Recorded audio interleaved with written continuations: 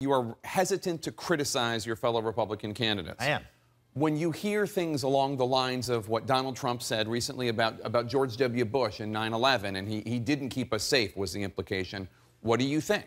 Well, look, Donald Trump is someone who seems to be sort of feeling his way through on the issue of national security right now. Obviously, answering that question in 2 weeks apart completely differently is not something you would expect out of a presidential candidate. But Donald Trump is sort of a different kind of presidential candidate, and you know, we'll just have to let those things sort of play themselves out a little bit. And suggesting when he said that the president bears responsibility, I was in the United States Senate at the time. I bear responsibility. I take responsibility for things that happen on our watch. But to imply that somehow, and I don't think he did that. I don't think he did imply that the president somehow or another, was let down on the job. I think he was just saying, we had to pick it up, and we did.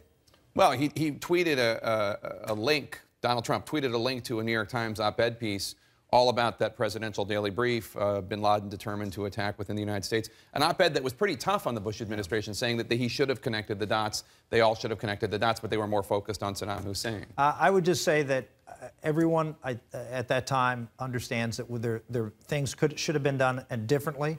It was a new type of attack. It was a new type of war that we clearly were not prepared for. And to address the issue, what we did do is connect the dots and attacked Afghanistan, because that's where the threat was coming from.